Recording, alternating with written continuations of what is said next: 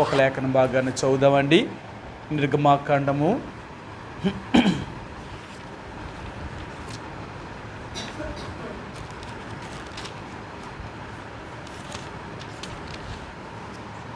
20వ అధ్యాయము. ఈ రాత్రికాల సమయంలో ప్రార్థనకి వెళ్ళే ముందుగా దేవుని యొక్క వాక్యము నుండి నిర్గమాకాండము 20వ అధ్యాయము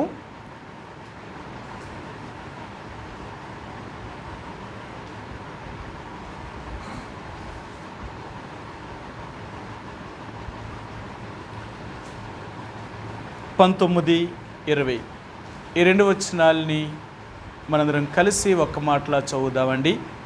నిర్గమాకాండము 20వ అధ్యాయము 20వ అధ్యాయము 19వ వచనాన్ని 20వ వచనాన్ని ఈ రెండు వచనాల్ని మనందరం కలిసి ఒక్క మాటలా చదువుదాం. నీవు మాతో మాట్లాడుము, మేము విందుము. దేవుడు మాతో మాట్లాడిన ఎడల మేము చనిపోవుదుము. అందుకు మోషే, భయపడకుడి, మిమ్మును పరీక్షించుటకును మీ పాపము చేయకున్నట్లును ఆయన భయము మీకు కలుగుటకును దేవుడు వేంచేసినని ప్రజలతో చెప్పాను. రాత్రికాల సమయంలో చదవబడిన లేఖన భాగాన్ని దేవుడు దీవించునుగాక. ఈ నిర్గమాకాండము 19వ అధ్యాయం దగ్గర నుంచి దేవుడు ఇశ్రాయేలు ప్రజలతో మాట్లాడడం ప్రారంభించాడు. ఈ 19వ అధ్యాయంలో మరి దేవుని యొక్క ప్రజలందరినీ కూడా సీనాయి పర్వతం దగ్గరికి రమ్మని ఆయన వారికి తెలియచేసి, అక్కడ దేవుడు తన ప్రజలకు తన్ను తానుగా ప్రత్యక్షపరచుకోవాలనుకున్నాడు. ఆయన తనెవరో చూపించాలనుకున్నాడు.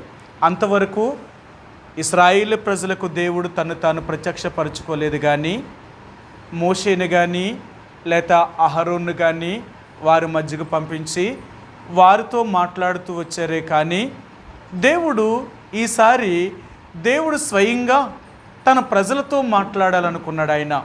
అందుకని ఈ 19వ అధ్యాయంలో ఇశ్రాయేలు ప్రజలతో దేవుడు ఏం చెప్పాడు అంటే, మీరు మోషే సీనాయి పర్వతం దగ్గరికి ఆ ఇశ్రాయేలు జనాంగాన్ని నువ్వు సమకూర్చి వారిని రమ్మను, నువ్వు దిగి వెళ్ళి 3 దినాలు వారిని తమ్మును తాముగా పరిశుద్ధులుగా ఉంచుకోమని చెప్పు, పరిశుద్ధంగా ఉండమను.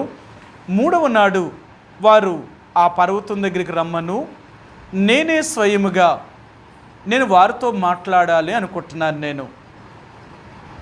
ఎందుకు దేవుడు అలా మాట్లాడాలనుకుంటున్నాడు? ఆయన తన ప్రవక్తను పంపించాడు, నాయకుడైన మోషేను పంపించాడు, మోషేకి సహాయంగా అహరోన్ను పంపించాడు. దేవుడు ఆయన ఏమైతే చెప్పాలనుకున్నాడో ఆ విషయాలు వారికి చెప్తున్నాడు కదా. మళ్ళా ప్రత్యేకంగా ఇక్కడ మళ్ళా దేవుడేంటి నేనే మాట్లాడతాను వారితో అని దేవుడు ఎందుకు చెప్తున్నాడు అంటే, దేవుణ్ణి వారు ఆయన స్వరాన్ని కానీ ఆయన మాటను కానీ వారు వింటేనే కానీ దేవుడు ఎలాంటి వారో వారికి తెలుసుకోలేరు. అందుకనే చాలాసార్లు అంటాం, కొన్నిసార్లు కొన్ని విషయాలు ఫోన్లో మాట్లాడే కంటే ముఖాముఖిగా మాట్లాడాలనుకుంటాం. కొన్ని మాట్లాడం, ఫోన్లో ఏం మాట్లాడతాం? ఫోన్లో మాట్లాడితే చెప్పేయచ్చు ఆ మాట, ఫోన్లో చెప్పేయండి అంటారు. కానీ మన ఫోన్లో ఎందుకు చెప్పం? మనం చెప్పేటప్పుడు వాళ్ళ భావోద్రేకాలు ఎలాగుంటాయి అనేది మనం డైరెక్ట్గా చూడం. కాబట్టి ఈ భావోద్రేకాలు ఎలాగుంటాయో మనకు తెలియాలి అంటే ముఖాముఖిగా మనం చెప్పాలన్నమాట. అప్పుడు మనం చెప్తున్నప్పుడు వాళ్ళు ఎలాగంటున్నారు, వాళ్ళు దానికి రియాక్షన్ ఎలాగవుతున్నారు ఇవన్నీ చూస్తాం కదా. అందుకని కొన్ని ఫోన్లో మాట్లాడి కొన్ని ఉంటాయి, ముఖాముఖిగా మాట్లాడే కొన్ని ఉంటాయి. ఇప్పుడు దేవుడు మోషేతో అహరోనుతో ఇప్పుడు దాకా మాట్లాడించాడు. కానీ ఇప్పుడేమంటున్నాడంటే, లేదు నేనే మాట్లాడతాను వారితో, నేనే మాట్లాడతాను. కాబట్టి నీ వారు సీనాయి పర్వతం దగ్గర తీసుకునిరా, నేను వారితో మాట్లాడాలనుకుంటున్నాను, నేను ఎవరినో వారికి తెలియచేయాలనుకుంటున్నాను. కాబట్టి ఇశ్రాయేలు ప్రజల గురించి మోషేతో దేవుడు చెప్పాడు, నేను వారిని గెద్దరెక్కల మీద మోసుకుని వచ్చినట్లుగా తన పిల్లల్ని వీరినందరినీ కూడా ఐగుప్తు దేశంలో నుంచి నేను తీసుకొచ్చాను. మరి ఇంత దూరం నేను తీసుకొచ్చాను కాబట్టి ఈ ప్రజలకు ఎలాగూ ఉండాలి అనేది నేనే మాట్లాడాలనుకుంటున్నాను. వారికి ఈ మాటలు నువ్వు చెప్పాలి అన్నాడు ఆయన. సరే, మీకు ఆ మాట చూపిస్తాను. నిర్గమాకాండము 19వ అధ్యాయము, నిర్గమాకాండము 19వ అధ్యాయము 5-6 వచనాలండి. 5-6 వచనాలు. కాగా మీరు నా మాట శ్రద్ధగా విని నా నిబంధనను అనుసరించి నడిచిన ఎడల మీరు సమస్త దేశ జనులలో నాకు స్వకీయ సంపాద్యమగుదురు. సమస్త భూమియు నాదే గనుక మీరు నాకు యాజక రూపమైన రాజ్యముగాను పరిశుద్ధమైన జనముగాను ఉందిరని చెప్పుము. నీవు ఇశ్రాయేలుతో పలుకవలసిన మాటలు ఇవే అని చెప్పగా, దేవుడు మోషేతో చెప్తున్నాడు, వీరు నా మాట విని నాకు భయపడి శ్రద్ధగా నా మాటను అంగీకరించిన ఎడల వీరు నాకు ఎప్పుడూ కూడా స్వకీయ సంపాద్యముగా ఉంటారు. వీరు అంతేకాదు, వీరు నాకు యాజక రూపమైన బిడ్డలుగా ఒక రాజ్యముగా వీరుంటారు. కాబట్టి అలాంటి వారిగా నేను చేసుకోవాలనుకున్నాను. అందుకే వీరిని తీసుకొచ్చాను. ఇశ్రాయేలు ప్రజల్ని ఐగుప్తులో నుంచి ఎందుకు తీసుకొచ్చాడు అంటే, దేవుడు వారిని తన ప్రజలుగా, తన సొత్తుగా, వీరు నావారు అని చూపించాలనుకున్నాడు ఈ లోకానికి ఆయన. అందుకని ఈరోజు దేవుడు అంటున్నాడు, నిన్ను నన్ను కూడా దేవుడు ఏ లోకములో నుంచి, అంటే ఎలాంటి మనుషుల మధ్య నుంచి అయితే దేవుడు మనల్ని వేరు చేశాడో, ఎందుకు వేరు చేశాడో ఆ మనుషులకు చూపించాలనుకుంటున్నాడు ఆయన. ఎందుకు వేరు చేశాడో తెలియాలి. చాలాసార్లు దేవుడిని ఎందుకు మనం నమ్మాము, ఎందుకు దేవుడు మనల్ని రక్షించేలా చేశాడు, ఎందుకు దేవుడు తన బిడ్డలుగా మనల్ని చేసుకున్నాడు అనేది చాలాసార్లు మనమే గ్రహించలేకపోతున్నాం. మీరు ఎవరినైనా అడగండి, దేవుడు ఎందుకు మిమ్మల్ని రక్షించాడు అంటే ఏం చెప్తారు సమాధానం? మీరు ఎందుకు దేవుడిని నమ్ముకున్నారు అంటే చెప్తారు. మీరు ఎందుకు దేవుడిని నమ్ముకున్నారు అంటే, మేము కష్టాల్లో ఉన్నాము, మేము బాధల్లో ఉన్నాము, లేకపోతే మేము వ్యాధుల్లో ఉన్నాము, అనేకమైన సమస్యల్లో ఉన్నాము కాబట్టి మేము దేవుడి దగ్గరికి వచ్చాము అంటున్నారు. కానీ దేవుడు ఎందుకు మిమ్మల్ని ఏర్పరచుకున్నాడు అనేది మాత్రం వీళ్ళకి అర్థం కావట్లేదు. ఈరోజు నిన్ను నన్ను దేవుడు ఎందుకు ఏర్పరచుకున్నాడు, ఏ కారణం చేత ఏర్పరచుకున్నాడు, ఇది మనం ఎరిగామా? ఈనాడు చాలామంది క్రైస్తవులుగా పిలువబడుతున్న దేవుని ప్రజలు అడుగుతున్నవారు, ఇది వారికి తెలియదు. ఏది తెలియదు అంటే, దేవుడు తనల్ని ఎందుకు ఏర్పరచుకున్నాడు. అందుకని ఇశ్రాయేలు ప్రజలకు దేవుడు తెలియచేయాలనుకున్నాడు. మోషే, ఈ ప్రజలు నేను ఎందుకు దర్శించాను, ఈ ప్రజలు నేను ఎందుకు ఐగుప్తులోని తీసుకొచ్చాను, వీరిని ఎందుకు నా ప్రజలుగా చేసుకోవాలనుకున్నాను, వీరిని ఈ భూలోకమంతటికీ కూడా నేను ఒక సూచనగా, ఒక మహత్కార్యముగా నేను చేయాలనుకుంటున్నాను. నా ప్రజలంటే ఇలాగ ఉండాలి. నా ప్రజలనేవారు ఎప్పుడూ కూడా ప్రత్యేకించబడిన వారు. వీళ్ళు అన్ని రకాలైన మనుషులతో కలిసిపోయేవారు కాదు. మీరు చూడండి, ఈనాడు ప్రపంచ దేశాల్లో ఉన్న అన్ని దేశాల్లో ఉన్న ప్రజలు వారి యొక్క సిద్ధాంతాలు, వారి యొక్క పద్ధతులు వేరు. కానీ ఇజ్రాయేలు ప్రజలనేవారు, వారి సిద్ధాంతము, వారి పద్ధతి వేరు. వారు ఎప్పుడూ కూడా, వీరి సిద్ధాంతం ఎలాగుంటుంది అంటే, ఈ లోకములో ఉన్న అందరికీ వీరు వ్యతిరేకమైన స్వభావం కలిగిన వారు. అందుకని హామాను అహష్వరోష్ రాజు దగ్గరికి వచ్చి చెప్పినప్పుడు మొర్దెకై వారి వంశాన్ని గురించి చెప్పాడు. అయ్యా, వీరి యొక్క మర్యాదలు, వీరి యొక్క పద్ధతులన్నీ కూడా ఈ లోకానికి వ్యతిరేకమైన పద్ధతులు. వీరందరిలాంటి వారు కారు. వీరందరిలాంటి వారు అయ్యుంటే ఈరోజు మనల్ని, ఈ యోధా మతాన్ని లేక ఇశ్రాయేలు ప్రజల్ని చంపవలసిన అవసరం ఏమీ లేదు. కానీ వీరు ఎలాంటి వారు అంటే, వీళ్ళందరికీ వ్యతిరేకమైన వారు. అందుకనే ఆ మతాన్ని నాశనం చేయడానికి కానీ, ఆ తెగలో ఉన్న యూదులనే వారిని చంపివేయడానికి ఎంత డబ్బు ఖర్చు అవుతుందో అంత డబ్బుని నేనే పెట్టుకుంటాను. నీ ఖజానాలో నుంచి ఒక్క రూపాయి కూడా నేను ఇవ్వద్దు, వీళ్ళందరినీ నేనే చంపడానికి కావలసిన డబ్బునంతటి నేను ఇస్తాను అన్నాడు. మీరు చూడండి, ఆది నుండి కూడా దేవుని బిడ్డలు భూమి మీద ఉండకూడదు అనేది ఈ లోకములో ఉన్న సాతానుడు కానీ, సాతానిక సమాజపు వారైన ఈ లోక సంబంధిన మనుషులు కానీ ఆనాటి నుండి ఈనాటి వరకు కూడా అంటే దేవుని బిడ్డలు అనేవారు భూమి మీద ఉండకుండా చెయ్యాలి అనేది వారి ఆలోచన. ఎన్ని లక్షల మందిని వారు ఎంత క్రూరంగా చంపేశారో మీరు చూస్తే ఒక్కొక్కరు యూదులనే వారిని భూమి మీదే లేకుండా చెయ్యాలని ఆ దేశం లేకుండా చేశారు. ఆ ప్రజలనేవారు భూమి మీద ఉన్న సర్వలోకంలో చెదిరిపోయేలాగా చేశారు. యూదుడనేవాడే ఉండకూడదు అని ఎంతమంది ప్రయత్నం చేసి, ఎంతమంది రాజులు కానీ, చక్రవర్తులు కానీ, నియంత్రణలు కానీ, లేక ఎన్ని ప్రభుత్వాలు కానీ, రాజ్యాలు కానీ ఈనాటి వరకు కూడా ఈరోజు భారతదేశంలో కూడా క్రైస్తవుడే ఉండకుండా నాశనం చేయాలని, అసలు మన దేశంలో వారు ఉండకూడదు, వీరి పరాయి మతస్థులని ఇప్పటికీ కూడా ఎంతమందిని చంపుతున్నారో. కానీ దేవుని ప్రజల్ని ఎవ్వరూ అంతం చేయలేకపోయారు. అది ఎవరి వలన కూడా కాదు. ఎందుకంటే దేవుడు తన ప్రజలను ఆయన తన కోసం ప్రత్యేకం చేసుకున్నవాడు. వాళ్ళు ఎప్పటికీ భూమి మీద ఉంటారు. ఎప్పుడు దాకా ఉంటారు అంటే యేసు ప్రభువారి యొక్క రాకడ వరకు తన బిడ్డల్ని ఎవ్వరూ అంతం చేయలేరు. ఎలాంటి పరిస్థితులు వారి మీదకి వచ్చినప్పటికీ కూడా, ఎంత క్రూరంగా దేవుని బిడ్డలను చంపేసినప్పుడు కూడా దేవుని బిడ్డల భూమి మీద లేకుండా ఎవ్వరూ చేయలేరు. కారణం ఏంటంటే దేవుడు తన ప్రజలను ఏర్పరచుకున్నవాడు. ఎందుకంటే ఈ భూమి మీద వారిని చూపించాలని, నా ప్రజలు అంటే ఇలాగూ ఉంటారు, నా జనులు అంటే ఇలాగూ ఉంటారు అని వారికి చూపించడం కొరకే దేవుడు తన జనాంగాన్ని భూమి మీద ఉంచాలి.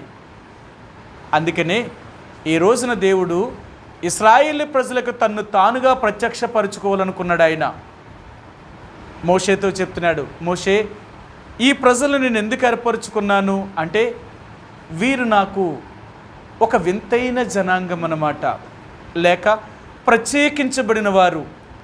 అంతేకాదు, వీరు సర్వజనుల యొక్క మర్యాద చొప్పున నడిచేవారు కాదు, నా నిబంధనను, నా కట్టడను వీరు అనుసరించాలి. కాబట్టి ఆ ప్రజలకి నేనెవరినో నన్ను నేనుగా వారిని కనపరుచుకోవాలనుకుంటున్నాను. ఆ ప్రజలను సీనాయి పర్వతం దగ్గర తీసుకొని రా, ఆ పర్వతాన్ని ముట్టుకోవద్దని చెప్పు, నేను వారితో మాట్లాడతాను, నేను ఏం చెప్పాలనుకున్నానో వారితో చెప్తాను. దేవుడు ఇశ్రాయేలు ప్రజలకి దేవుడే స్వయంగా వారితో మాట్లాడడం మొదలుపెట్టాడు. సరే, మీకు చూపిస్తాను. నిర్గమాకాండం 20వ అధ్యాయము 2-3 వచనాలండి. నీ దేవుడునైన యెహోవాను నేనే దాసుల గృహమైన ఐగుప్తు దేశములో నుండి నిన్ను వెలుపలికి రప్పించి తిని. దేవుడు మాట్లాడడం మొదలుపెట్టాడు. వారందరూ ఆ సీనాయి పర్వతం దగ్గరికి వచ్చారు. ఆ పర్వతం మీదకి ఎప్పుడైతే వీరు వచ్చారో ఆ పర్వతం అంతా కూడా దేవుడు ఆ రోజున ఒక అగ్ని ఆ పర్వతం మీదకి దిగొచ్చింది. ఆ అగ్ని ఆ పర్వతం మీదకి దిగి వచ్చినప్పుడు ఆ పర్వతం అంతా కూడా ధూమము వలె, అంటే ఆవుము యొక్క ధూమము అలా మండుతూ ఉన్నట్లుగా కనిపించింది ఆ పొగ, ఆ ధూపము. రెండవదిగా దేవుడు ఆ పర్వతం మీదకి దిగినప్పుడు ఆ పర్వతము కూడా దద్దరిల్లిపోయిందన్నమాట. సరే, మీకు ఆ మాటలు చూపిస్తాను. దేవుడు ఆ పర్వతం మీదకి దిగినప్పుడు ఆ పర్వతం ఏమైంది, ఎలాగ కదిలింది, ఎలాగా అవన్నీ ఎలా చేయబడ్డాయి అనేది మీకు ఒక మాట చూపిస్తాను. నిర్గమాకాండము 19వ అధ్యాయము 18వ వచనమండి. యెహోవా అగ్నితో సీనాయి పర్వతం మీదకి దిగి వచ్చినందున అదంతయు ధూమమయమై ఉండెను, దాని ధూమము కొలిమి ధూమం వలె లేచెను, పర్వతమంతయు మిక్కిలి కంపించెను, ఆ బూరధ్వని అంతకంతకు బిగ్గరగా మ్రోగెను. మోషే మాట్లాడుచుండగా దేవుని కంఠస్వరము చేత అతనికి ఉత్తరమిచ్చుచుండెను. యెహోవా సీనాయి పర్వతం మీదకి అనగా ఆ పర్వత శిఖరం మీదకి దిగి వచ్చెను. యెహోవా పర్వత శిఖరం మీదకి రమ్మని మోషేను పిలవగా మోషే ఎక్కిపోయాను. దేవుడు ఎప్పుడైతే అగ్ని రూపంలో ఆ పర్వతం మీదకి దిగి వచ్చాడో ఆ పర్వతం అంతా కూడా కంపించింది. ఆ పర్వతం అంతా అగ్ని ధూమం వలె, కొలిమి ధూమం వలె అదంతా కూడా పైకి లేచింది. ఇప్పుడు దేవుడు ఆ ధూమములో నుండి మోషేను కొండ మీదకి రమ్మన్నాడు. మోషే కొండ మీదకి వెళ్ళాడు. మరలా దేవుడు కొండ దిగి కిందకి వెళ్ళమన్నాడు. మరలా చెప్పు, ఎవరైనా పర్వతాన్ని తాగుతారేమో, ఆ పర్వతాన్ని తాగితే వారు మరణశిక్ష తప్పక అనుభవించాలి. పశువైనను మనిషి అయినను కూడా పర్వతం దగ్గరికి రాకూడదు. మరలా నువ్వు వెళ్ళి చెప్పు, నువ్వు వచ్చేటప్పుడు నీ అన్నయ్యన అహరోనును కూడా తీసుకొని రా అని చెప్పి రెండవసారి మరలా దేవుడు కొండ కిందకి పంపించి తన ప్రజలందరికీ మోషే ద్వారా చెప్పించి ఇప్పుడు మోషే అహరోనులు కొండ మీదకి వెళ్ళారు. ఆ కొండ మీదకి వెళ్ళినప్పుడు దేవుడు తన కంఠస్వరము చేత మాట్లాడడం ప్రారంభించాడు.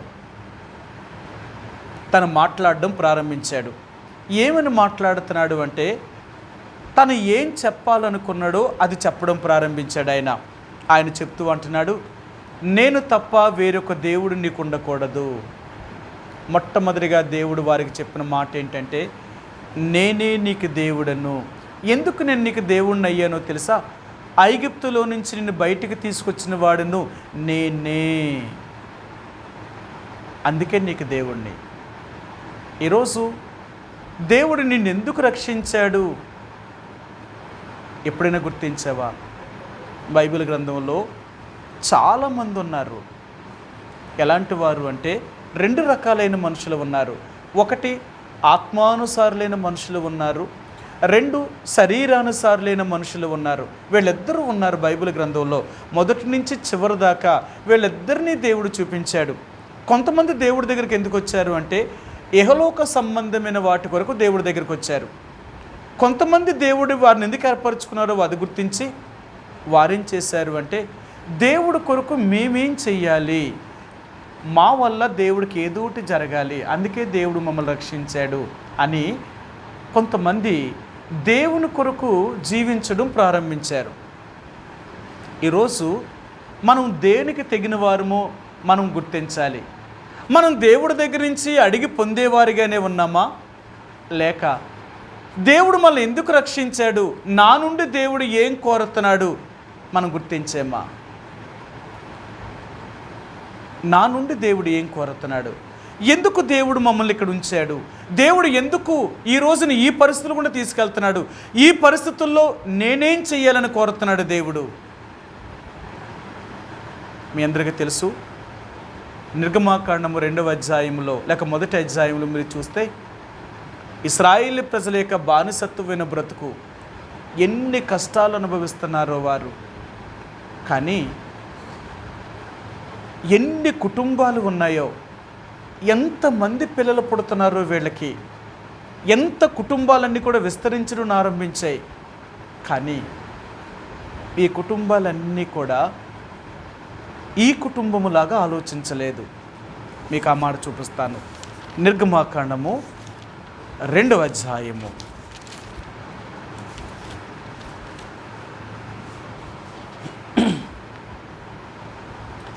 2వ అధ్యాయము 1వ వచనం అండి.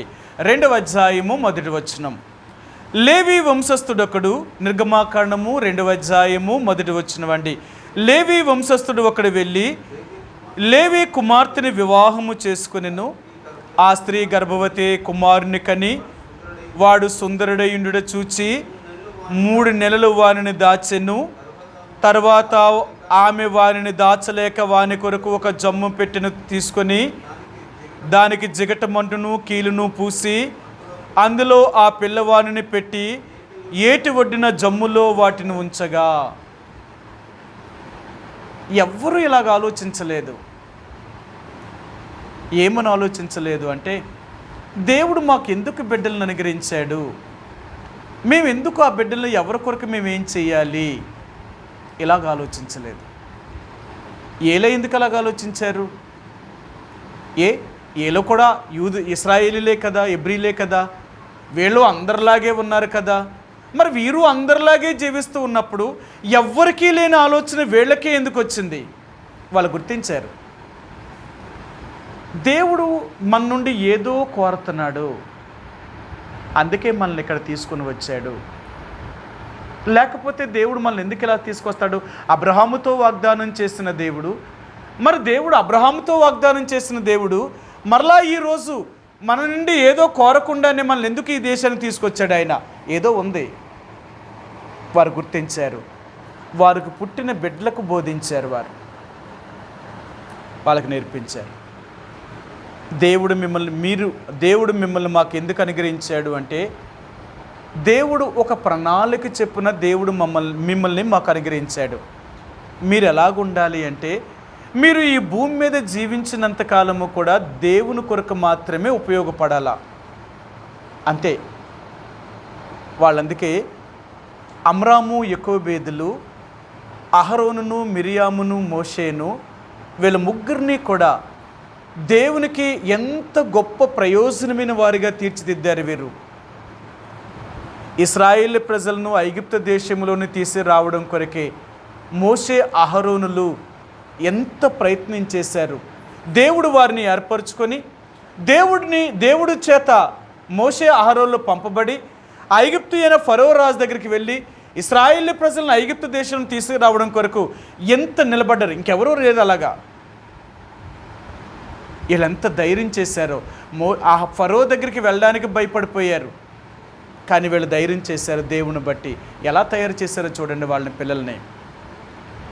అందుకనే వారు ఎలాగున్నారు అంటే, దేవుడి దగ్గర నుంచి మేమేదో పొందేవారం కాదు, కానీ దేవుడికి మా నుండి ఏదో ఒకటి ఇవ్వాలి, మా నుండి దేవుడికి ఏదో ఒకటి చెయ్యాలి. మేమేం చేయాలి దేవుడికి వాళ్ళ ఆలోచన కలిగి వారి బిడ్డలను దేవుని కొరకు తీర్చిదిద్దారనమాట. మీరు దేవుడిలో ఇలాగ జీవించాలి, ఇలాగ ఉండాలి. ఈరోజు దేవుడు అంటున్నాడు. అందుకనే ఇశ్రాయేలు ప్రజలకు నిర్గమాకాండం 20వ అధ్యాయంలో దేవుడు వారు ఏం చెప్తున్నాడంటే, నేను తప్ప వేరొక దేవుడు మీకు ఉండకూడదు, నేను మీ దేవుడును. ఎందుకు మీకు దేవుణ్ణి అంటే, ఐగుప్తులో నుండి మిమ్మల్ని బయటికి తీసుకొచ్చిన వాడును నేను. మిమ్మల్ని ఎవ్వరూ తీసుకురాలేదు. మీ కష్టాన్ని కానీ, మీ దుఃఖాన్ని కానీ, మీ బాధను కానీ, మీ శ్రమను కానీ ఎవరూ చూడలేదు. నేనే చూసి, నేనే మిమ్మల్ని కనికరించి ఐగుప్తు దేశంలో నుంచి నేను బయటికి తీసుకొచ్చాను కాబట్టి నేను తప్ప ఇంకే దేవుడు ఉండకూడదు, మీకు ఉండకూడదు. సరే, ఇంకొక మాట చెప్పాడు దేవుడు, నేను చూపిస్తాను. నిర్గమాకాండము 20వ అధ్యాయము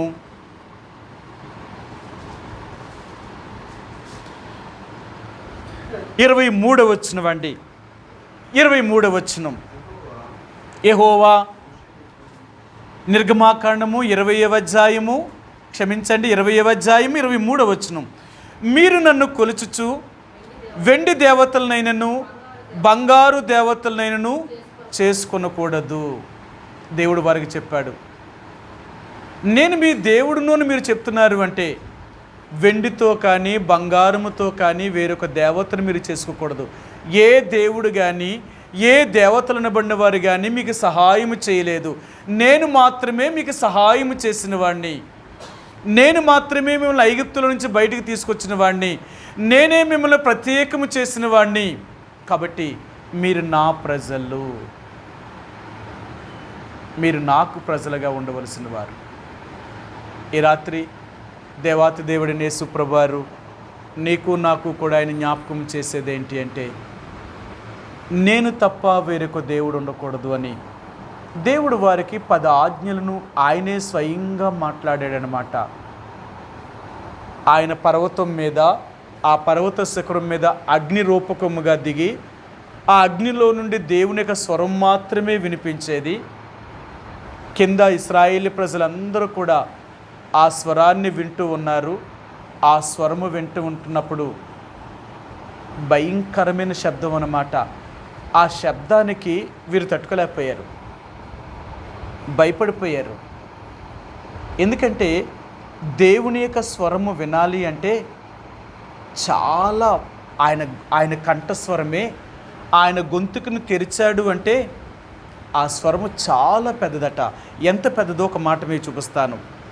ప్రకటన గ్రంథము, ఆయన మాట, ఆయన స్వరము ఎలాగే వింటారంటే ఆయన స్వరము వినేటప్పుడు ఎంత భయంకరంగా ఉంటుందో మీకు చూపిస్తాను.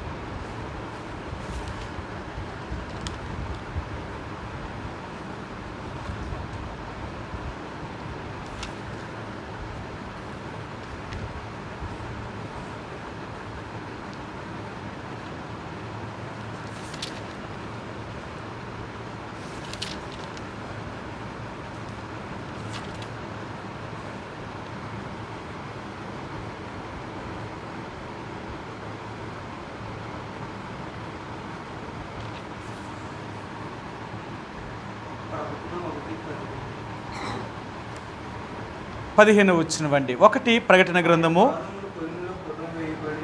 ఆయన పాదములు కొలిమిలో పుటం వేయబడి మెరీచున్న అపరంజితో సమానమై ఉండెను. ఆయన కంఠస్వరము విస్తార జల ప్రవాహముల ధ్వనివలే ఉండెను.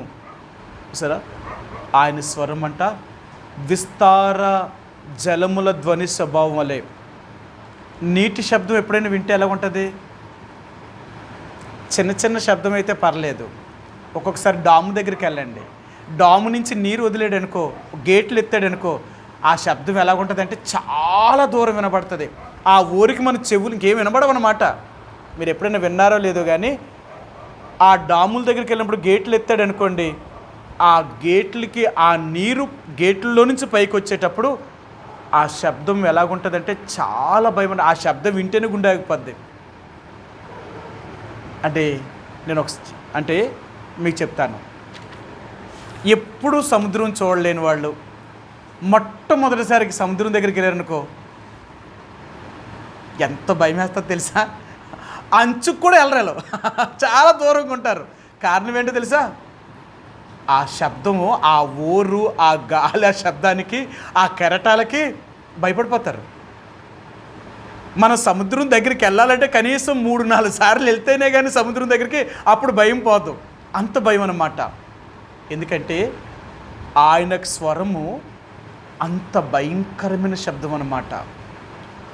అంటే ఆయన మాట వినబడుతుందంటే ఆ మాటకు దద్దరిల్లిపోద్దంట, భూమి కూడా అదిరిపోద్ది అన్నమాట. భూమి అదిరిపోద్ది అన్నమాట.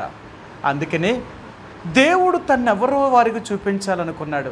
ఎందుకు దేవుడు అలా చూపించాలి అన్నాడంటే ఇక్కడ ఒక మాట చెప్పాడు ఆయన. అందుకే ఈ మాటలు ఎందుకు మీకు చెప్తున్నాను అంటే దేవుడు స్వయంగా వారితో మాట్లాడాలి అనుకున్నాడు. ఎందుకు మాట్లాడాలి అంటే ఇందుకట. సరే, చూపిస్తాను మీకు. ఇప్పుడు మనం చదివిన నిర్గమాకాండం 20వ అధ్యాయము 20వ వచనమండి. 20 అందుకు మోషే భయపడకుడి, మిమ్మును పరీక్షించుటకును మీరు పాపము చేయకుండానట్లు ఆయన భయము మీకు కలుగుటకును దేవుడు వేంచేసినని ప్రజలతో చెప్పాను. దేవుడు ఎందుకు స్వయంగా ఆయనే వచ్చి మీతో మాట్లాడాలనుకున్నాడంటే 2 కారణాలు చెప్పాడు. 1, దేవుడు మిమ్మల్ని పరీక్షించడం కొరకు. ఆయన మాట విన్నప్పుడు మీరు ఎలాగుంటారు అని దేవుడు చూడాలనుకున్నాడు. 2వది, ఆయన మాట విని మీరు పాపము చేయకుండా ఉండాలని స్వయంగా మాట్లాడాలనుకున్నాడు. ఆయన దేవుడు ఎందుకు నీతో మాట్లాడాలనుకున్నా తెలుసా? ఆయన మాట విన్నప్పుడు ఆ మాటకు నువ్వెంత భయపడుతున్నావో చూడాలనుకున్నాడు ఆయన. ఆ భయము చేత నువ్వేం చేస్తావంటే పాపము చేయకూడదు. కొన్నిసార్లు మన బిడ్డల ఏళ్ళ మన కోపం వస్తుంది. కోపం వచ్చినప్పుడు ఎంత గట్టిగా కేకేస్తామో, ఎంత గట్టిగా వాళ్ళ మీద అరుస్తామో. ఎందుకు? మన కేకలకే అదిరిపోతారనమాట. మనం చెప్పే మాటకే అది అడ్లిపోతాయి. ఇంత కోపం ఎప్పుడు చూడలేదు, ఇంత గట్టిగా మాట్లాడారు, ఇంత గట్టిగా మాట్లాడారు అంట. ఎందుకు? ఆ మాటకి వారు ఏమైపోవాలా? ఆ గద్దింపుకి వారు భయపడిపోవాలన్నమాట. కొట్టక్కరొద్దు, ఆ మాట నుంచి గద్దింపు రాబోయేటడికి వాళ్ళు భయపడిపోతారన్నమాట. అందుకనే ఇశ్రాయేలు ప్రజలకు దేవుడు ఎందుకు మాట్లాడాలనుకున్నాడంటే వారు పాపము చేయకుండా ఉండాలని.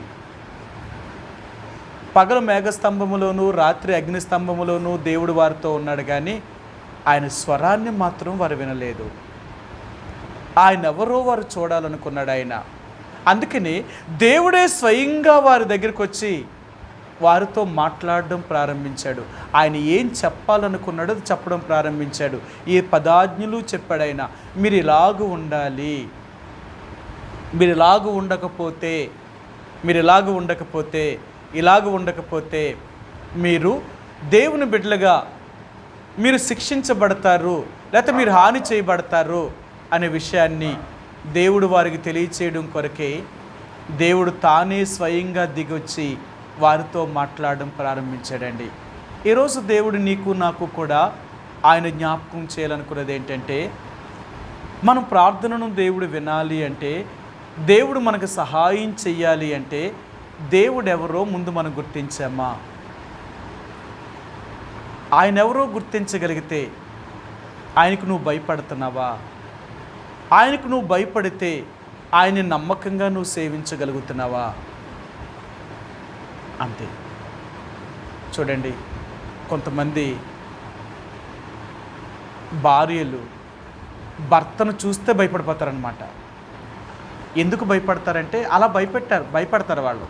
అంటే ముందు నుంచి కూడా భర్త అంటే భార్యకి ఎంత భయం అంటే, కొంతమంది భార్యలు ఉంటారు ఆయన మాట వింటేనే భయం అన్నమాట. నేను ఒక ఇంటికి వెళ్ళాను అనమాట, మన విశ్వాసులే, నేను పేరు చెప్పను.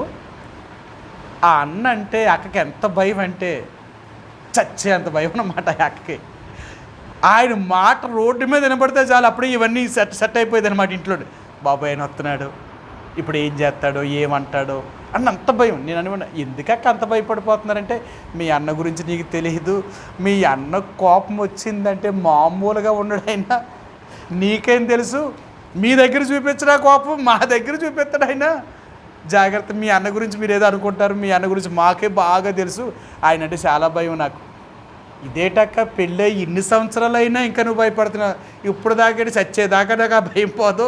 ఆయన పెళ్ళిళ్ళో లేదా ఆయన పెళ్ళి అయిన తర్వాత చేసిన పనులన్నీ గుర్తొస్తే నాకు ఎంత భయమో తెలుసా. ఆయన సామాన్యుడు కాదు, ఆయన కోపం వచ్చిందంటే ఎవరిని చూడ్డు, వాళ్ళని ఏళ్ళని కూడా చూడ్డు, ఆయన అంత కోపం ఆయనకి. అందుకే ఆయన అంటే నాకు చాలా భయం అన్నది చూసావా. ఇప్పుడు ఆయనంటే భయం ఉన్నామే ఏం చేస్తుందంటావు? ఆయన రాకముందు ఆయనకి ఏం కావాలో అన్నీ సక్కెట్టేస్తుంది అనమాట. అర్థమైందా? ఆయన వస్తాడు, డ్యూటీ నుంచి ఇంటికి వస్తాడు అనుక బదులుకి ఆయనకి ఏం కావాలా? ఆయన వచ్చినప్పుడు మంచిలు ఇవ్వాలా, ఆయన వచ్చేటప్పుడు టీ ఇవ్వాలా, ఆయనకి సాయంకాలం ఇటు పలానా టైంకి ఇవన్నీ ఇవ్వాలా, ఆయన వచ్చాడంటే స్నానానికి నీళ్ళు పెట్టాలా, ఇవన్నీ నా బాధ్యత.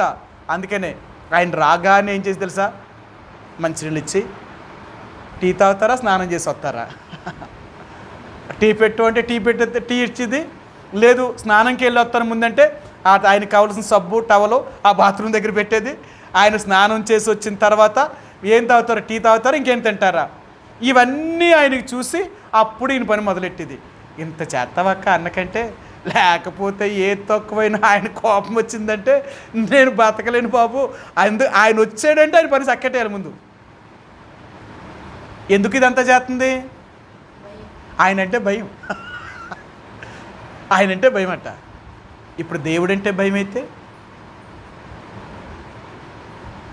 అర్థమైందా? ఒక భార్య భర్తకి ఎందుకంత భయపడుతుందంటే తన భర్త ఎవరో తెలుసుకుంది, ఆయన కోపం ఏంటో తెలుసు, ఆయన ఎలాంటి వాడో తెలుసుకున్నప్పుడు, ఒక భార్యే భర్తకంత భయపడుతున్నప్పుడు నీ దేవుడెవరో నువ్వు తెలుసుకున్నావా? ఆయనకెంత భయపడుతున్నావు, ఆయనకి ఎంత నమ్మకంగా నువ్వు సేవిస్తున్నావు. అందుకే దేవుడు అంటాడు, నేను నీ దేవుడినైతే నువ్వు నాకు భయపడుతున్నావా? ఆ భయం ఉందా నీకు అని అడుగుతున్నాడు ఆయన కదా. మలాకీ గ్రంథము 1వ అధ్యాయము, మలాకీ గ్రంథము 1వ అధ్యాయము 6వ వచనమండి. కుమారుడు తన తండ్రిని గనపరుచును కదా, దాసుడు తన యజమానుని గనపరుచును కదా. నా నామమును నిర్లక్ష్యపెట్టి యాజకులారా, నేను తండ్రినైతే నాకు రావలసిన ఘనత ఏమాయను? నేను యజమానుడినైతే నాకు భయపడేవాడు ఎక్కడ ఉన్నాడు అని సైన్యములకు అధిపతియగు యెహోవా మిమ్మును అడుగగా, నేను మీకు యజమానుడును అయితే నాకు భయపడేవాడు ఎక్కడున్నాడు? ఆయన దేవుడు మనకు యజమానుడు అయితే మనం ఆయనకు భయపడుతున్నామా? అందు కారణం చేతే దేవుడు ఇశ్రాయేలు ప్రజలకు తన్ను తానుగా ప్రత్యక్షపరచుకోవాలనుకున్నాడు. ఆయన స్వయంగా దేవుడే ఆ సేనాయి పర్వతం మీదకి ఎందుకు దిగొచ్చి వారితో మాట్లాడాలనుకున్నాడంటే, నేనంటే ఎవరినూ వారికి చూపించాలా, నేను చూపించాలా. నన్ను ఒక్కసారిగా నన్ను చూస్తే వారు భయపడతారు. ఆ భయము వారు ఈ లోకంలో ఉన్నంతకాలము కూడా అలా భయంగానే బ్రతుకుతారు అని దేవుడే స్వయంగా వారి మధ్యకు దిగొచ్చాడు. అందుకనే ఈ నిర్గమాకాండము 20వ అధ్యాయము మన తర్వాత కింద వచనంలో చూస్తే 21, 22 వచనాల్లో చూస్తే అక్కడ ఆయన ఏమంటారంటే, ఇశ్రాయేలు ప్రజలు, అయ్యా మోషే, మేము దేవుడి యొక్క స్వరాన్ని వింటే మేము చచ్చిపోతాం, మేము వినలేం. ఇంత భయంకరమైన ఆ స్వరాన్ని ఆయన మాట్లాడుతున్నప్పుడు పర్వతమే దద్దరిల్లిపోతుంది. అంత భయంకరంగా ఉంది ఆయన స్వరము. ఆయన మాట వినలేం.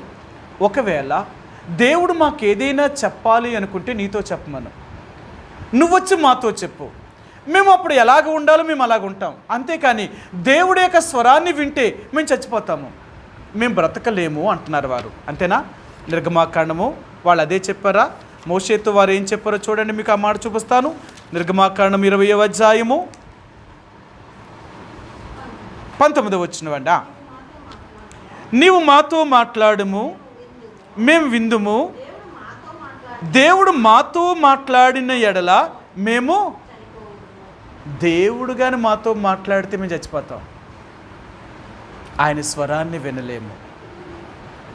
అందుకనే దేవుడు డైరెక్ట్గా ఎప్పుడూ మాట్లాడతలేదు. ఆయన దేవుడు తన ప్రవక్తల ద్వారా, తన సేవకుల ద్వారా, తన దాసుల ద్వారానే దేవుడు మాట్లాడుతున్నాడు. ఆయన ఈ రోజున దేవుడు డైరెక్ట్గా ఆయన స్వరాన్నే కానీ వింటే ఏ మానవుడు బ్రతకలేడన్నమాట.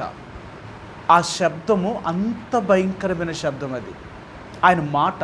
అందుకని ఆనాడు ఇశ్రాయేలు ప్రజలకు దేవుడు ఎందుకు తను ప్రత్యక్షపరచుకొని తనవే మాట్లాడాలనుకున్నాడంటే, ఈ ప్రజలు ఎలాంటి వారు, నా స్వరం విని ఎలాగ భయపడతారు, నేనంటే వారికి ఒక భయం రావాలి చూపించాలనుకున్నాడు ఆయన. నేనంటే నా ప్రజలకు భయం ఉండాలి. తన్ను తానుగా ఎందుకు ప్రత్యక్షపరుచుకున్నాడో చెప్తున్నాడు. అందుకే మోషే అంటున్నాడు, మీరు చచ్చిపోరు కానీ దేవుడు మిమ్మల్ని పరీక్షించడం కొరకే ఆయన మీతో మాట్లాడుతున్నాడు. ఆయన దేవుడు ఎందుకు మీతో అలా మాట్లాడంటే మిమ్మల్ని పరీక్షించాడు. నా స్వరం విని వీళ్ళు ఎలాగుంటారు, నా మాటకు విధేయత చూపిస్తారా, నాకు భయపడితే నేను చెప్పినట్లుగా జీవిస్తారా లేదా అని ఒకటి పరీక్షించాడు. రెండవది, మీరు ఆయన స్వరం విని ఆయనకు భయపడి మీరు బ్రతికినంత కాలము కూడా ఆయనకు తగినట్లుగా మీరు జీవించాలని దేవుడు మాట్లాడాడే తప్ప మిమ్మల్ని చంపేయాలని మాత్రం కాదు అన్నాడు. మీకు భయము కలిగినట్లుగా దేవుడు మీతో మాట్లాడాడు. కాబట్టి ఈరోజు యేసు ప్రభువారిని నమ్ముకున్న నీవు నేను కూడా దేవుని బిడ్డలుగా చేయబడిన మనము ఎంత దేవుడికి భయపడుతున్నాం. ఆయన మాట వినినప్పుడు కానీ, ఆయన వాక్యాన్ని చదివినప్పుడు కానీ, ఆయన స్వరాన్ని విన్నప్పుడు కానీ మనం భయపడుతున్నామా? అందుకనే బైబిల్ గ్రంథంలో అంటారు కదా, నా మాట విని ఎవరైతే వణుకుచూ ఉంటారో వానినే నేను దృష్టించగలిగిన వాడిని. దేవుడు మనతో మాట్లాడుతున్నప్పుడు మనకంటూ ఒక భయం రావాలి. దేవుడు నాతో ఎలా మాట్లాడాడు కదా, మరి నేనేం చేస్తున్నాను, నేను ఎలాగున్నాను అని భయం ఉందా మనకి? ఆ భయం పోయింది మనకి. ఎందుకంటే దేవుణ్ణి ఒక స్నేహితుడిగా, ఒక ప్రేమ కలిగిన వాడిగా, ఒక జాలి దయ కలిగిన వాడిగానే దేవుణ్ణి చూస్తున్నావే తప్ప దేవుని యొక్క రెండవ స్వరూపాన్ని చూడలేదు. దేవుని యొక్క రెండవ రూపాన్ని కానీ చూస్తే ఆ రూపాన్ని ఎవరూ తట్టుకోలేరన్నమాట. ఆ రూపాన్ని ఎవరూ చూడలేరు. ఆయన అంత భయంకరుడైన దేవుడు. ఆయన అంటాడు, ఆయన కోపపడు వేళ కానీ, ఆయన లేచినప్పుడు కానీ, ఆయన్ని కానీ, ఆ యొక్క స్వరాన్ని కానీ తట్టుకోలేరన్నమాట. అందుకే దేవుడు అంటాడు, భూమి ఆయన మాట వినగానే దద్దరిల్లిపోద్దట. భూమి అదిరిపోద్దన్నమాట దేవుడు స్వరం వింటే. ఈ సృష్టిలో ఉన్న ప్రతీదీ కూడా దేవుని మాటకి ఎంత భయపడతాయో అవి. కానీ ఈరోజు భయపడలేనిది ఎవరో తెలుసా? నువ్వు నేనే. దేవుడు నీతో నాతో కూడా మాట్లాడుతున్నప్పటికీ కూడా, మనం దేవుని యొక్క స్వరాన్ని వింటున్నప్పటికీ కూడా మనం ఎంతవరకు దేవునికి భయపడుతున్నాం? నిజంగా మనం దేవుడికి భయపడితే ఆయన చెప్పినట్లుగా మనం జీవిస్తున్నామా? ఒకవేళ అలాగ జీవించలేనప్పుడు దేవుడు మనకెలా సహాయం చేయగలుగుతాడు? దేవుడు అంటాడు, నా మాట విని వణుకుచుండేవాడిని నేను దృష్టించేవాడిని. నా స్వరం విని నువ్వు ఎప్పుడైతే నాకు భయపడతావో, నాకు భయపడే ప్రతి ఒక్కరికి కూడా నేను వారికి సహాయం చేయగలిగిన దేవుణ్ణి, వారిని కాపాడగలిగిన దేవుణ్ణి. ఈరోజు ఇశ్రాయేలు ప్రజలతో దేవుడు ఆనాడు మాట్లాడిన దేవుడే ఈరోజు కూడా నాతో మాట్లాడుతున్నాడు. ఆయన ఏమని మాట్లాడుతున్నాడో తెలుసా? నాకు నువ్వు భయపడుతున్నావా? నేను చెప్పినట్లుగా నువ్వు నడుస్తున్నావా? నేను దేవుణ్ణైతే నాకు రావలసిన ఘనత కానీ, నేను యజమానున్నైతే నాకు రావలసిన భయం కానీ నువ్వు నాకు ఇవ్వగలుగుతున్నావా? అలాగ నువ్వు భయం ఇవ్వలేనప్పుడు, నాకు భయపడలేనప్పుడు నేను నీకెలా సహాయం చేయగలుగుతాను? దేన్ని బట్టి నేను నీకు సహాయం చేయాలి? లేదు. ఈరోజు దేవుడు అంటున్నాడు, నీవు నేను కూడా దేవుడి ద్వారా సహాయం పొందాలి అనుకుంటే ఆయనకి భయపడు. ఆయనకి భయముతో నువ్వు ఆయన్ని సేవించాలి. అందుకని అంటాడు, మీ అందరికీ తెలుసు దేవుణ్ణి ఎలాగ సేవించాలి అంటేనంట, ఇక్కడ అపొస్తలుడైన హెబ్రీయులకు రాసిన పత్రికలో దైవజనుడు ఈ మాటను రాశాడు. ఏం రాశాడో మీకు చూపిస్తాను. 12వ అధ్యాయము, హెబ్రీయులకు రాసిన పత్రిక 12వ అధ్యాయము 28, 29 వచనాలండి. అందువలన మనం నిశ్చలమైన రాజ్యము పొంది దైవ కృప కలిగి ఇందుము, ఆ కృప కలిగి వినయ భయభక్తులతో ప్రీతికరమైన సేవ చేయదము, దేవునికి ప్రీతికరమైన సేవ చేయదము. యాలయనగా మన దేవుడు దహించు అగ్ని అయి ఉన్నాడు. వినయ భయభక్తులతో దేవుణ్ణి ఎలా సేవించాలని తెలుసా? వినయ భయభక్తులతో. వినయ భయభక్తులట. నీ భయం ఎలాగుండాలో తెలుసా? భక్తితో కూడిన భయము, భయముతో కూడిన భక్తి. ఆ భక్తి కూడా ఎలాగుండాలంటే వినయముతో కూడిందై ఉండాలట. దేవుడి దగ్గర ఎంత వినయము చూపిస్తాం మనం?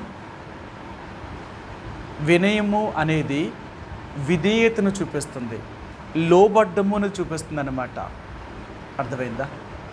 నువ్వు ఎంత వినయముగా ఉంటావో, నువ్వెంత తగ్గించుకోగలుగుతావో అప్పుడే ఆ దేవుడంటే భయం నీకున్నట్టు. ఆ దేవుడంటే భయం నీకుంటే నిజంగా నువ్వు భక్తిలో యథార్థంగా భక్తిని చేస్తావు. ఈరోజు మనకి భయం ఉంటే భక్తి లేదు, భక్తి ఉంటే విధేయత లేదు. అందుకే దేవుడు అంటున్నాడు, నేనంటే నీకు భయం ఉందా? నేనంటే నీకు భయం ఉన్నప్పుడు నేను చెప్పినట్లు నువ్వు చేస్తావు కదా. మరి అలాగ నువ్వు చేయలేదు అంటే నేనంటే నీకు భయం ఎక్కడుంది? ఆ భయం లేదు. నీకు భయమే పోయినప్పుడు ఇక భక్తి ఎక్కడి నుంచి చేస్తావు నువ్వు? కాబట్టి వినయ భయభక్తులతో దేవునికి ప్రీతికరమైన సేవను చేయాలట. ఎందుకు అలాగే చేయాలంటున్నాడు అంటే, నీ దేవుడు ఎలయనగా ఆయన దహించు అగ్ని, ఆయనతో చెలగాటమాడద్దు.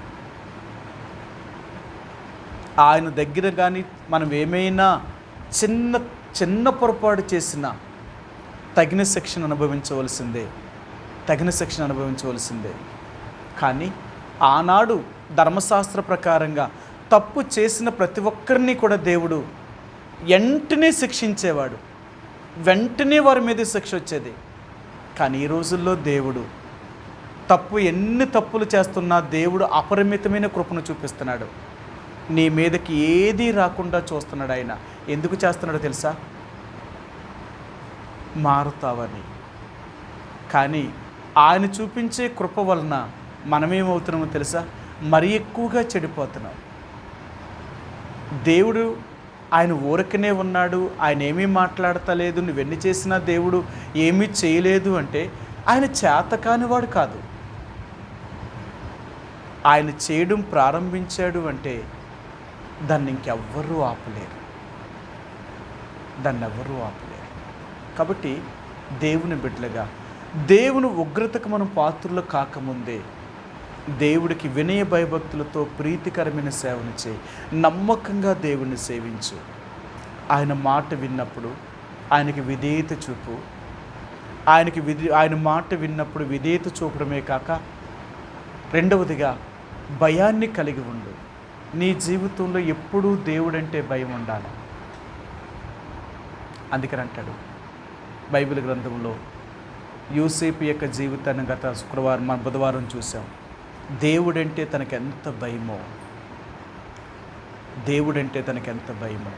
అలాంటి భయము మనలోనికి రావాలి.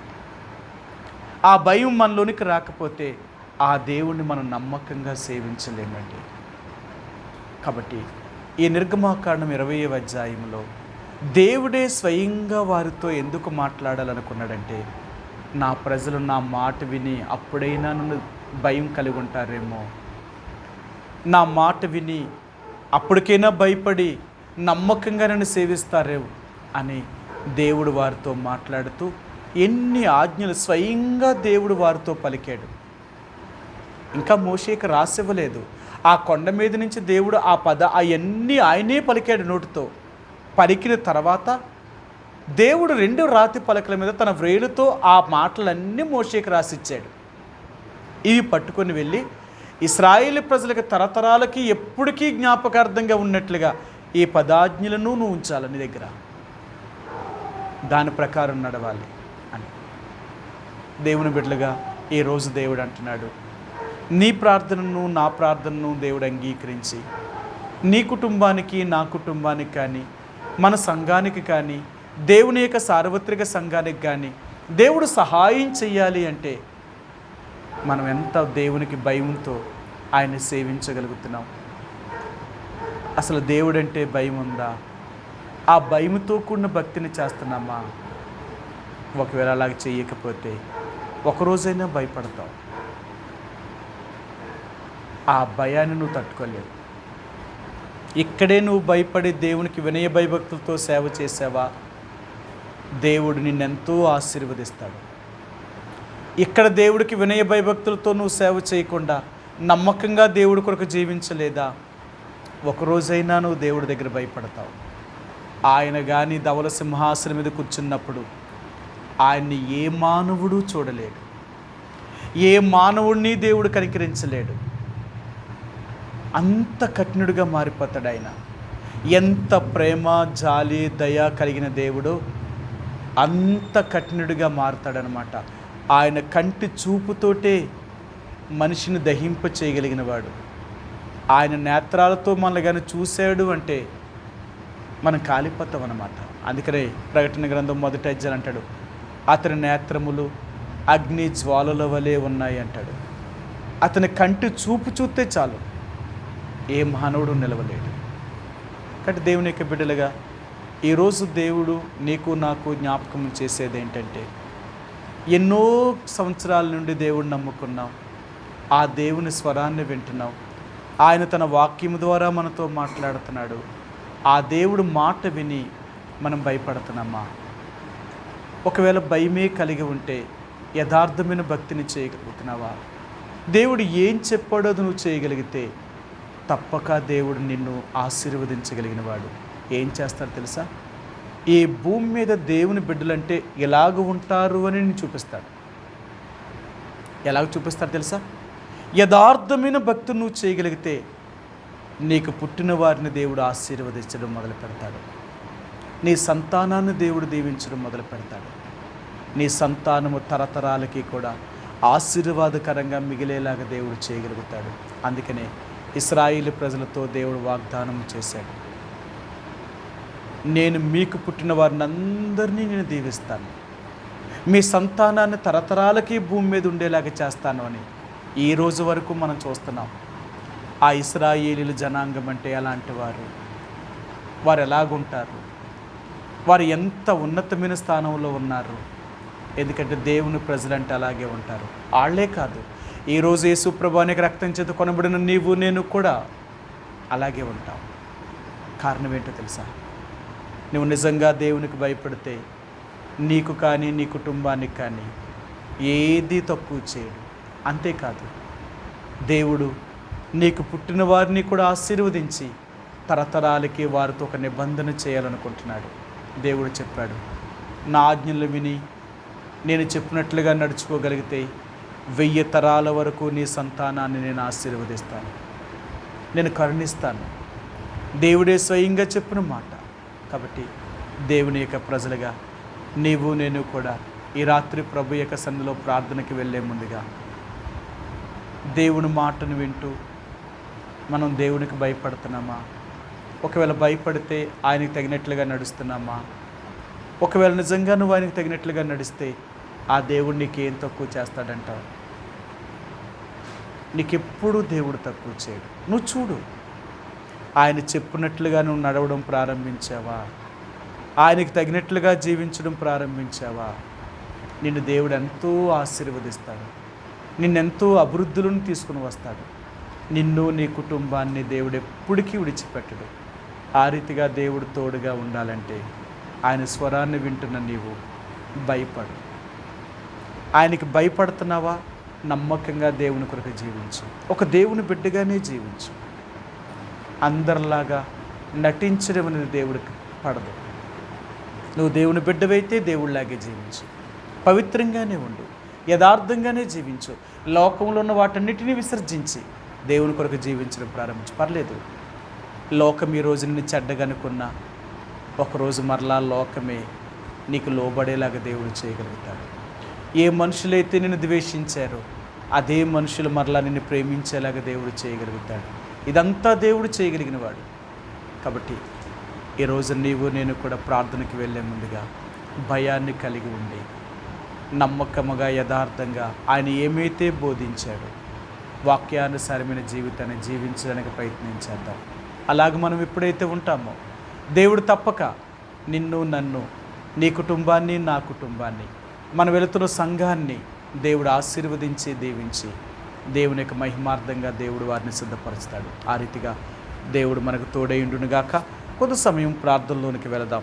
ఈ రాత్రికాల సమయంలో ప్రార్థనకి వెళ్ళే ముందుగా దేవుని యొక్క సార్వత్రిక సంఘం కొరకు ప్రార్థన చేయండి.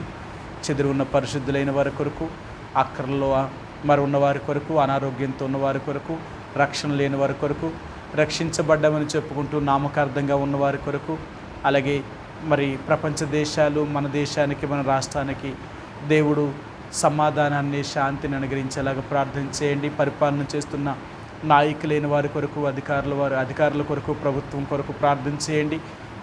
న్యాయబద్ధమైన పరిపాలన చేయగలుగుట్లో అలాగే నమ్మకంగా దేవుని సేవ చేస్తున్న దేవుని దైవదాసు కొరకు ప్రార్థన చేయండి. అలాగే మన దేశంలో ప్రపంచ దేశాల్లో హింసించబడుతున్న దేవుని ప్రజల కొరకు ప్రార్థన చేయండి. హింసిస్తున్న వారి యొక్క రక్షణ కొరకు ప్రార్థన చేయండి. ఇజ్రాయేల్ దేశం కొరకు ప్రార్థన చేయండి. మరలా యుద్ధ వాతావరణం అలుముకుంటుంది. దేవుడు వారికి సహాయం చేసి దేవుడు ప్రజలను దేవుడు కాపాడి అక్కడ మందిరం కట్టబడ్డం కొరకే, దేవుడు తన వాగ్దానం నెరవేర్చబడ్డం కొరకే ప్రభు సహాయం చేసేలాగా ప్రార్థన చేయండి. అలాగే హైదరాబాద్లో హెబ్రోన్ కొరకు ప్రార్థన చేయండి. అక్కడ ఉన్న కలవరమైన పరిస్థితులు దేవుడు తీసివేసేలాగా. తిరిగి మరి నర్సిపూడి, రామచంద్రాపురం, అనపర్తి, గంగులూరు పాకలు, కాపవరం, ఇలపల్లి, కృష్ణాపురం, రాఘవాపురం, కాకినాడ, సామర్లకోట, పెద్దాపురం ప్రాంతంలోనూ విజయనగరం ప్రాంతాల్లో డేవిడ్ మార్టిన్ గారు చేస్తున్న పరిచర్యలో వారితో కలిసి పనిచేస్తున్న దైవ సేవకులైన వారి కొరకు, అలాగే లంకిలిపాలెంలో జోనాథన్ మార్టిన్ గారు వారు చేస్తున్న పరిచర్య కొరకు, వారి మందిర నిర్మాణం కొరకు ప్రభు సహాయం చేసేలాగా ప్రార్థన చేయండి. అలాగే ఏలేశ్వరము, రాజవొమ్మంగి, కొండపల్లిన విశ్వాసుల కొరకు ప్రార్థించండి.